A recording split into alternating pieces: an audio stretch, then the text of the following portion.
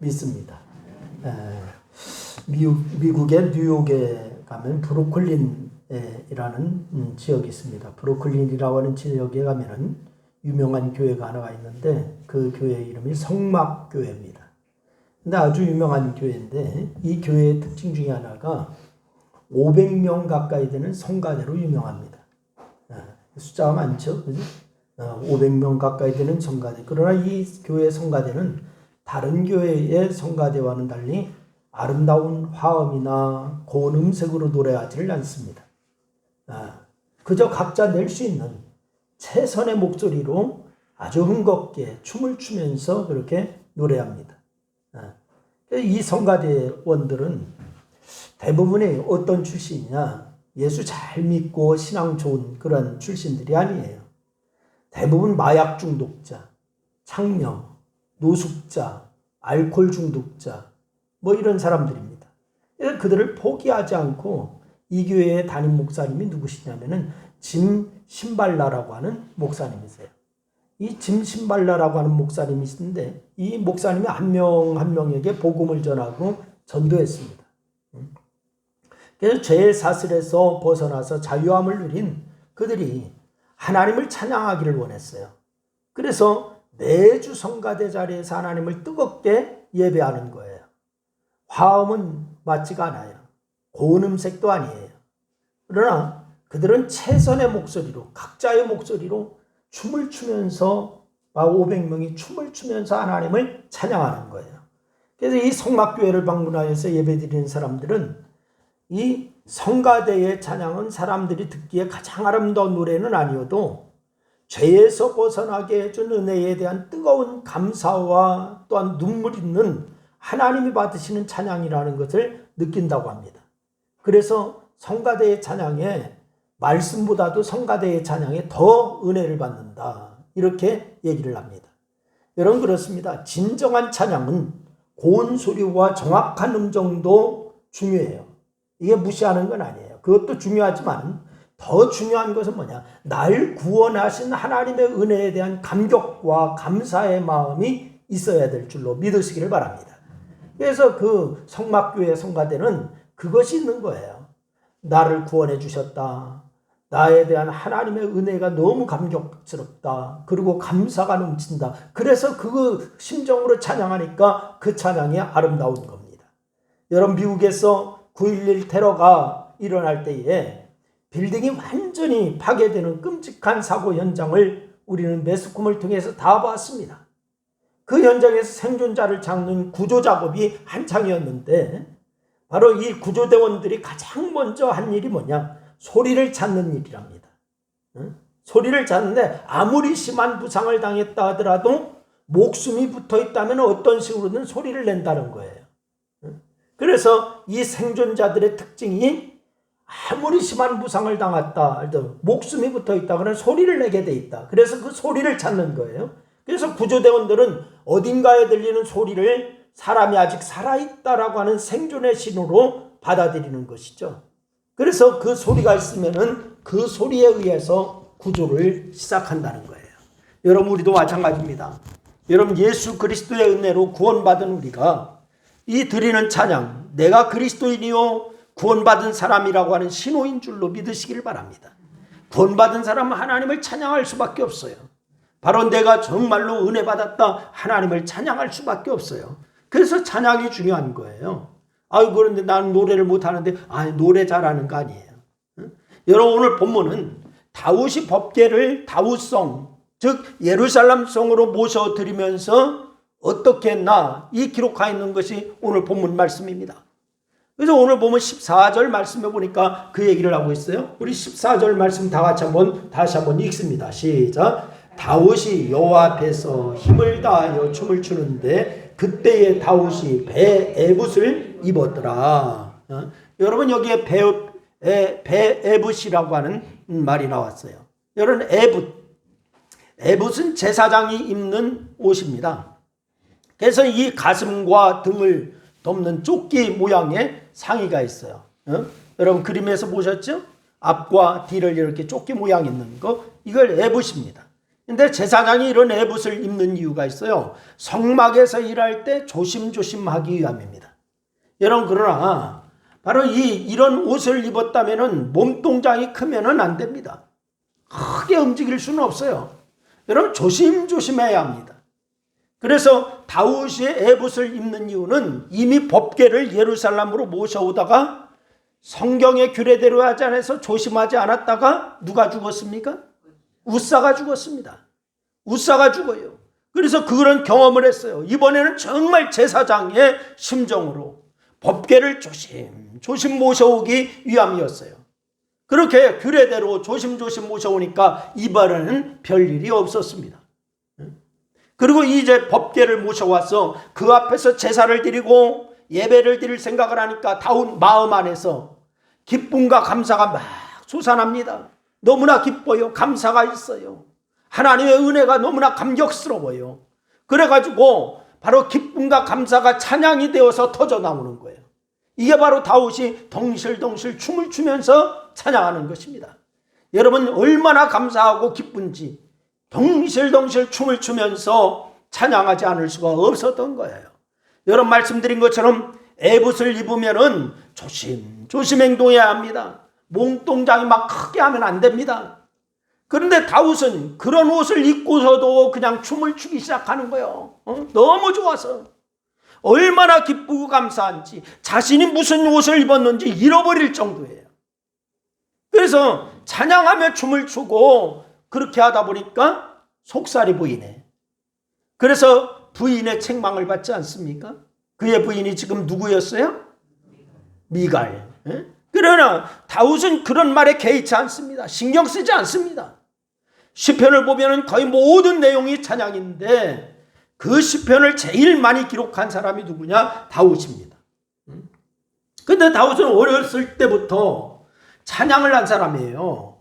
다윗의 찬양이 얼마나 영감이 있었고 능력이 있었는지 다윗이 찬양하니까 사울 왕에게 붙은 악기가 물러갈 정도입니다. 그래서 사무엘상 16장 23절 말씀해 보니까 하나님께서 부리시는 악령이 사울에게 이를 때에 다윗이 수금을 들고 와서 손으로 탄즉 사울이 상쾌하여 낫고 악령이 그에게서 떠났더라. 이렇게 말씀하고 있습니다. 그러니까 다윗의 이런 모습을 보면서 저는 오늘 우리가 드리는 찬양을 생각해 보지 않을 수가 없어요. 여러분과 제가 드리는 찬양, 우리는 예배 시간이나 우리의 삶의 현장에서 찬양을 합니다. 그런데 그렇게 하는 찬양이 정말 영감이 있고 기쁨이 있나 생각해 봐야 됩니다. 정말로 영감이 있고 기쁨이 있고 감사가 넘치는가? 여러분, 찬양하는 마음이 다윗과 같나 우리가 한번 생각해 봐야 됩니다. 여러분, 나는 다윗처럼 찬양하는지, 내가 부르는 찬양에 영감이 있는지, 찬양할 때 전심으로 찬양하는지 이거 생각해 봐야 돼요.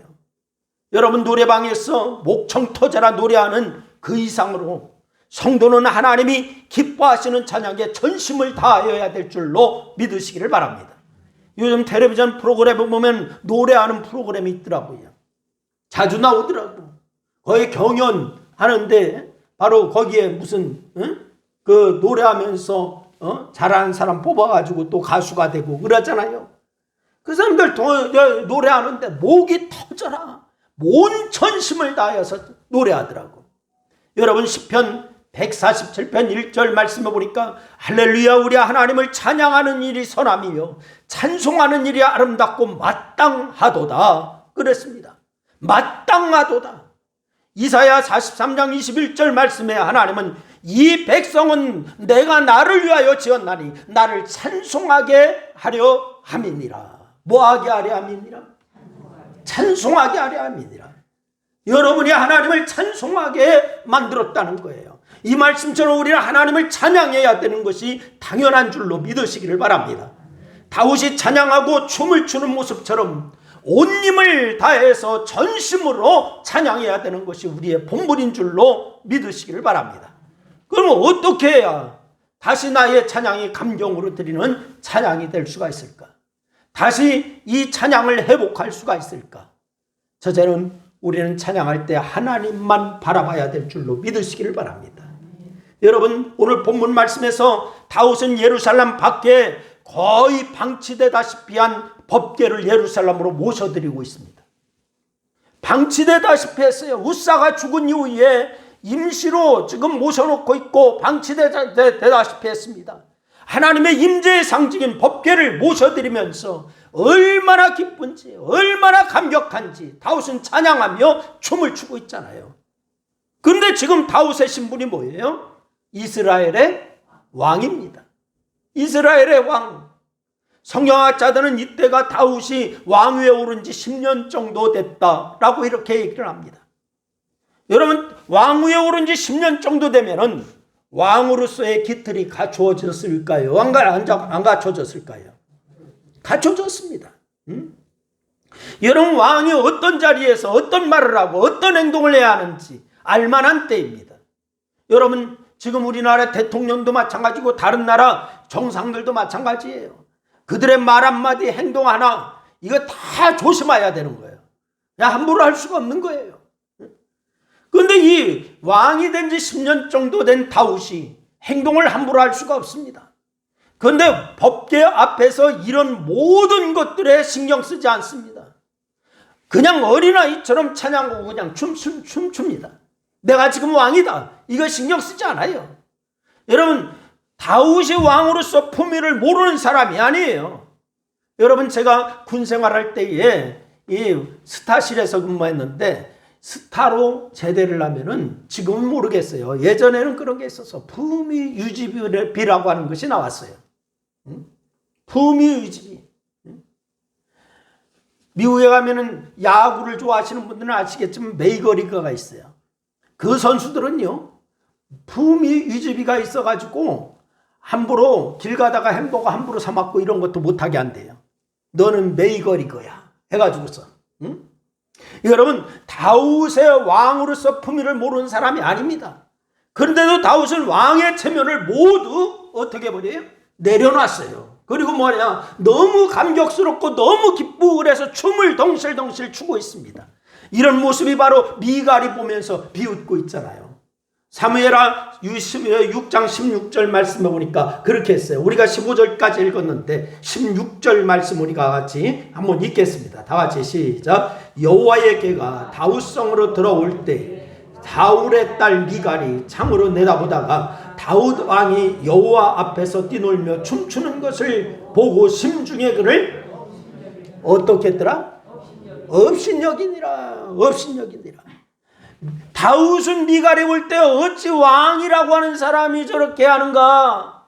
체통이 있지, 체면이 있지, 품위가 있지, 왕이 어찌 저렇게 춤을 추고 앉아 있는가? 이렇게 얘기하는 거예요. 여러분, 그렇게 할 때 정신 나간 모습으로 춤을 추면서 찬양하고 있습니다. 그럼 다윗이 이렇게 하는 이유가 뭡니까? 다윗이 왕의 도리를 모르는 사람이 아닙니다. 품위가 없는 사람이 아닙니다. 다윗이 정치하는 모습을 보세요. 정치하는 모습을 보면 그는 아주 탁월합니다. 사람을 대하는 모습을 보세요. 그 사람 대하는 모습도 아주 탁월합니다.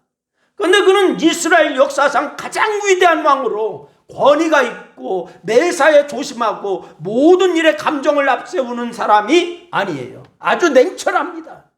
정확한 판단을 내리는 사람입니다. 그런데 이런 다윗이 지금 왜 이러는 걸까요?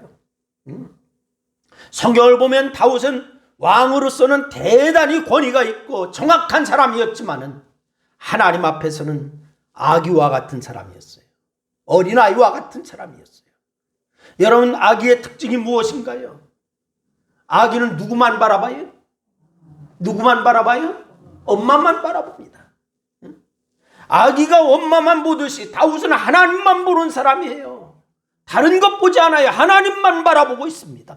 특히 다윗이 기록한 시편 18편 말씀에 보면은 18편 1절로 3절 말씀 보니까 하나님이 나의 힘이시다, 나의 반석이시다, 나의 요새시다, 나의 피할 바위시다, 나의 방패시다 라고 고백하고 있습니다. 여러분, 하나님은 얼마나 신뢰하고 하나님만 바라보시는지 보는지, 나의 힘이요, 나의 반석이요, 방패시요, 요새시요, 나의 바로 피할 바위시다, 그렇게 고백하고 있잖아요. 여러분, 한마디로 아기와 엄마가 전부이듯이 하나님이 나의 전부입니다, 이 고백을 다윗이 하고 있는 거예요. 여러분, 그래서 다윗은 언제나 어떤 일이든지 하나님만 바라보고 있습니다. 여러분이 다 그렇게 되기를 주의 이름으로 축원합니다. 법궤를 옮겨오는 과정에 정말 많은 사람이 모였습니다. 그러나 다윗은 그런 사람 보이지 않아요. 지금 왕이 출두했는데 신하들이 당연히 따라올까 안 따라올까? 와 있을까 안 와 있을까? 다 와 있습니다. 신하들 눈에 보이는 게 아니에요. 지금 오직 하나님만 보는 거야. 여러분, 오직 하나님만 봐요. 너무 감사하고 너무 기뻐서 그래서 춤추며 찬양할 수밖에 없었던 거예요. 여러분, 이처럼 우리도 찬양할 때 하나님만 생각하시기를 주의 이름으로 축원합니다. 하나님만 바라보시기를 바라요. 다른 것을 생각할 필요 없어. 하나님만 생각해야 돼. 그러면 그 찬양에 은혜가 넘칩니다. 할렐루야. 그 찬양에 힘이 있어요. 찬양을 통해서 믿음이 생겨나고, 찬양을 통해서 감사가 터져나오고, 찬양을 통해서 부르고 또 부르고 싶은 생각이 그냥 계속적으로 마음에서 우러나오기 시작합니다. 여러분, 그렇게 부르는 찬양에 마귀가 놀라서 도망가는 줄로 믿으시기를 바랍니다. 하나님만 바라보고 하나님께만 그렇게 찬양할 때 마귀는요, 마음에 뜨거워하고 도망간다고. 여러분, 그렇게 부르는 찬양이 하늘 보좌를 움직이는 줄로 믿으시기를 바랍니다. 우리는 나의 체면 다 내려놓고 다윗처럼 하나님만 생각하고 바라보며 찬양할 수 있기를 주의 이름으로 축원합니다. 진정 주님이 기뻐하시는 찬양자가 되어야 돼요. 예배자가 되어야 돼요. 여러분, 두 번째는 우리는 찬양에 집중해야 되는 줄로 믿으시기를 바랍니다. 집중하세요. 사람에게는 생각이 많습니다. 수만 가지 생각이 나요. 저도 마찬가지. 저는 누웠다면 그냥 잠을 잘 자는데 어제 저녁에는 이 생각 저 생각이 나가지고요, 사실은 제가 한 시간 반 정도 잔 것 같아. 어제 저녁에는 이 생각 저 생각 나고, 그래서 누워서 또 오늘 말씀 생각하고 묵상하고 이러면서 어제 저 1시간 반 정도 잔 것 같아요. 그래서 옆에서 있는 사람은 너무 잘 자대.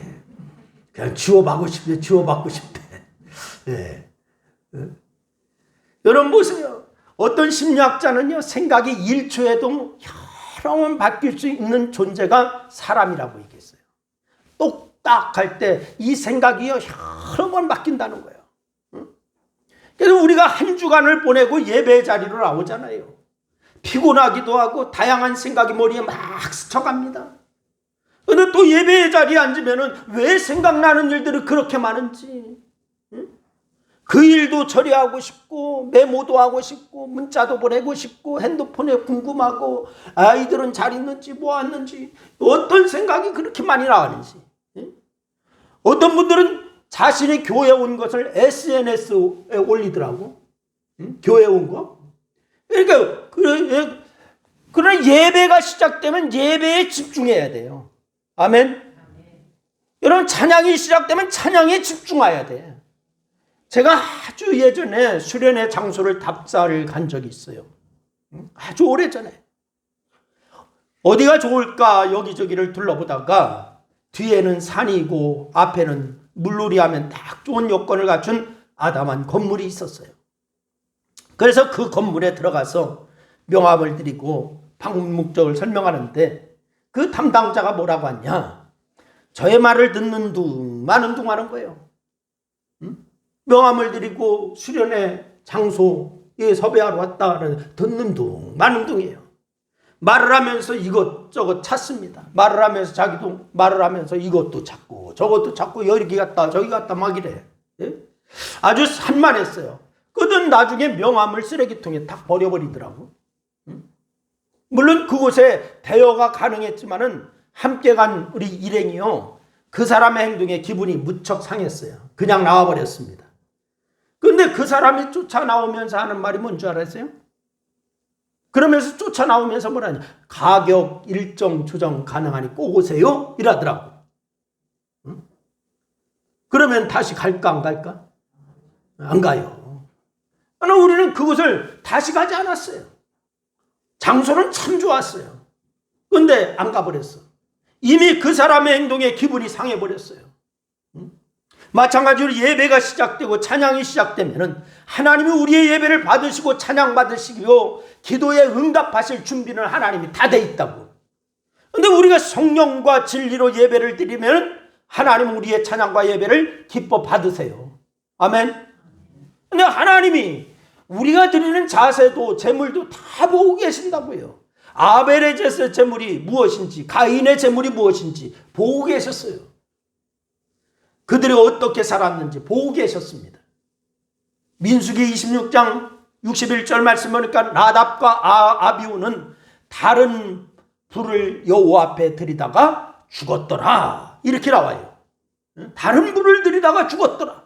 그러니까 이는 하나님께서 나답과 아비후가 어떻게 제사를 드리는지 보고 계셨다는 거예요. 여러분이 예배할 때에, 여러분이 찬양할 때에 하나님이 어떻게 하고 계신다? 보고 계신다는 거예요. 하나님은 우리의 예배도, 우리가 드리는 찬양도 다 보고 계세요. 그런 우리의 예배에 찬양에 집중하여야 되는 줄로 믿으시기를 바랍니다. 여러분 오늘 본문 말씀을 보세요. 다윗은 왕이 되면서 하나님의 법궤가 어디 있는지 집중해서 보았습니다. 그래서 길앗 여아림에 있는 법궤를 찾아서 예루살렘으로 모셔오고 있어요. 근데 물론 처음에는 성경의 규례대로 안 알았다가 웃사가 죽었어요. 그래서 오벤에돔의 집에 법궤를 두고 다시 왔어요. 법궤를 집중해서 봅니다. 그랬더니 법궤로 인해서 오벤에돔의 집이 어떻게 하고 있어요? 복을 받고 있어요. 다윗은 하나님이 주시는 그 복을 자신이 받고 싶어서 온 이스라엘이 받았으면 좋겠다 이 생각을 했어요. 그래서 법궤를 다시 모셔오는 일에 집중합니다. 스스로 에봇을 입고 집중해요. 그리고 법궤가 안전하게 이제 드려지자 그때 찬송하는 거야. 춤을 추는 거야. 다른 거 생각하지 않습니다. 오직 하나님만 바라봅니다. 그렇다면 나는 찬양할 때 얼마나 그 찬양에 집중하는가. 여러분 가사에, 그리고 그 가사에 나타난 주님의 은혜에 나는 얼마나 집중하여서 찬양하는가. 아니 그냥 세상 유행가 부르는 식으로 영혼 없이 그냥 가사에 그냥 내 입만 벙긋거리고 있지는 않는가. 여러분 전심으로 찬양하면은 받지 못할 은혜가 없어요. 은혜는 충분히 받을 수 있어요. 여러분 감사가 기쁨이 나타나지 않을 수가 없습니다. 찬양을 해도 감동이 없고 감격이 없는 이유가 뭐냐? 찬양이 유행가보다도 더 의미가 없다라고 느껴지십니까? 집중해서 온 마음 다해서 찬양했어요. 제가 서두에 요즘 텔레비전에서 노래 경연하는 거 있다고 했잖아요. 어떤 사람은 정말 그 찬송가에 넣고 싶은 마음 들더라고. 그 가사도 좋고 그 사람이 차에게 노래하는데 얼마나 감동지게 노래하는지 그 가사의 내용도 그 감격이 되더라고. 그래서 눈물이 조금 났어. 그런데 여러분 찬양하면서 눈물이 나나요? 여러분 집중해서 온 마음 다해 주님을 찬양하는 여러분 될 수 있기를 바랍니다. 그래서 셋째는 찬양은 내 모든 것을 동원해야 되는 거예요. 여러분 시편 145편 4절 말씀해 보니까 대대로 주께서 행하시는 일을 그가 찬양하며 주의 능한 일을 선포하리로다. 이렇게 말씀하고 있어요. 여러분 시편 47편 1절 말씀에도 보니까 너희 만민들아 손바닥을 치고 즐거운 소리로 하나님을 외칠지어다. 이렇게 말씀하고 있어요. 이런 코로나19로 인해서 안타까운 것 중에 하나가 뭐냐? 정부에서 큰 소리로 뭐 하지 말라고? 찬양하지 말라고. 응? 비말이 발생하니까 큰 소리로 노래하지 말라. 또 찬양을 해도 마스크를 끼고 하니까 힘이 들어 안 들어요? 힘들어. 응? 정말 과거 마음껏 찬양할 수 있었던 그 기회에 정말 마음껏 다윗처럼 찬양했나 하는 반성이 우리 마음에 생기잖아요. 응? 여러분 물론 지금은 코로나19로 인해서 기도하는데도 찬양하는데도 많은 제약이 있습니다. 그러나 찬양하는데 마음까지 제약이 있으면 안 돼. 마음까지 제약을 받는다. 이 문제인 거예요.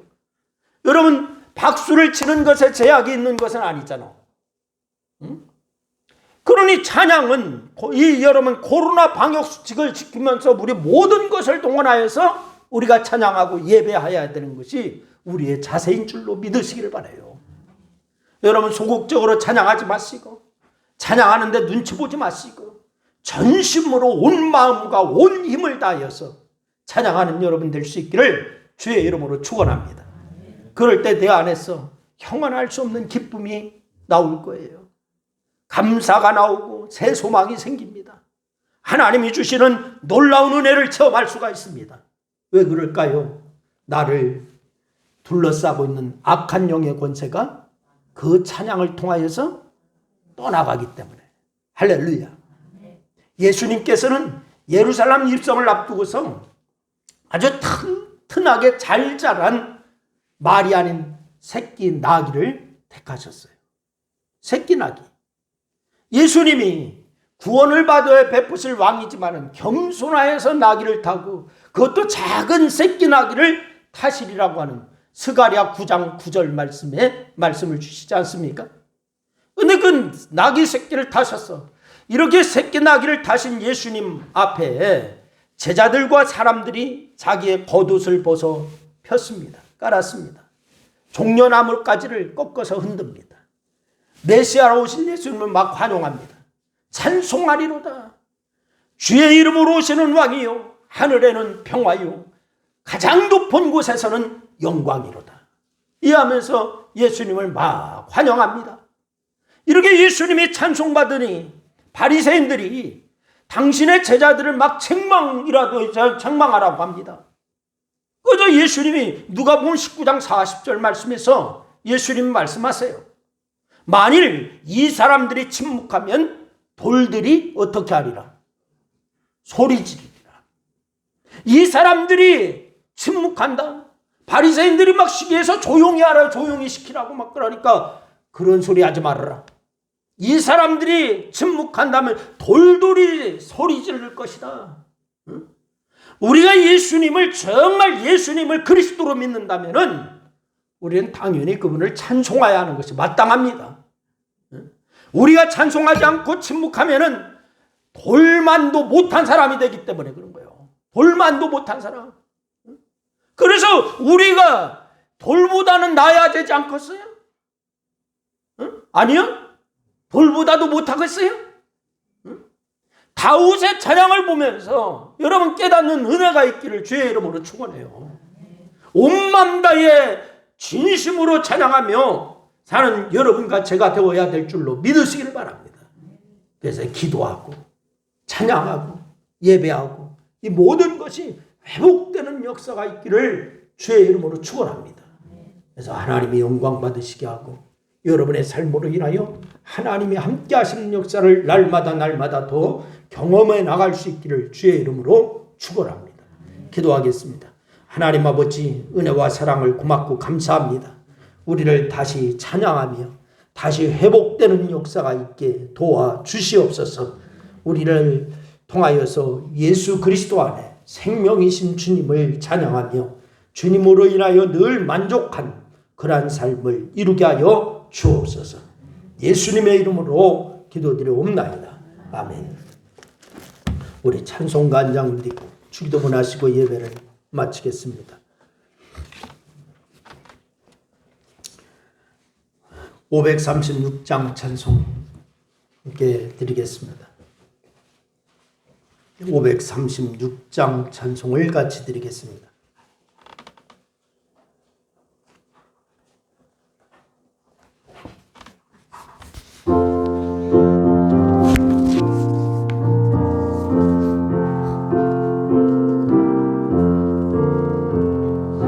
짐에 눌린 사람은 다 주께 나오라.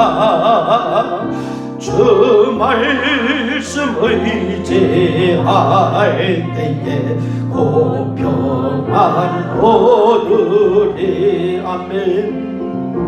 의지하세 주 의지하세 아멘. 구하시네 곧 구하신 구원 되신 주께서 참 구원 되신 주께서 보혈을 였네.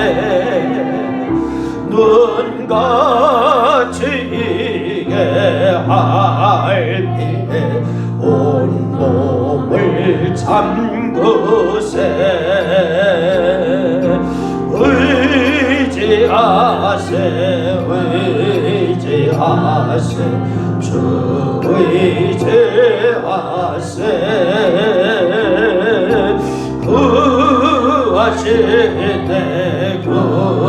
구하시네 곧 구하시네. 길 대신 우리 구세주를 인도하시네. 또 지체 말고 믿으면 참 복을 받겠네. 의지하세 주 의지하세. 구하시네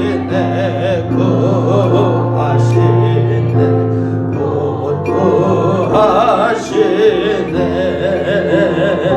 온 성도 하나 되어서 영광길 걸으며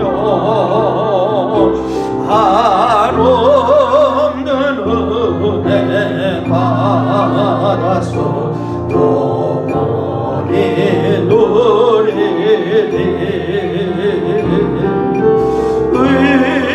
의지하세 주 의지하세.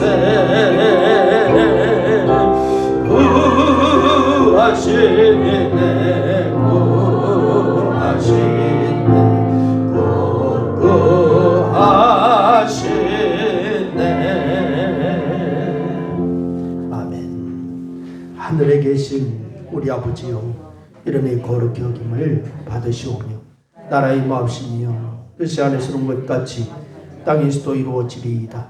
오늘날 우리에게 농할 양식을 주옵시고 우리가 우리에게 죄인 자를 사는 것 같이 우리 죄를 사하여 주옵시고 우리를 시험에 들게 하지 마옵시며 다만 악에서 구하옵소서. 대개 나라와 권세와 영광이 아버지께 영원히 있사옵나이다. 아멘.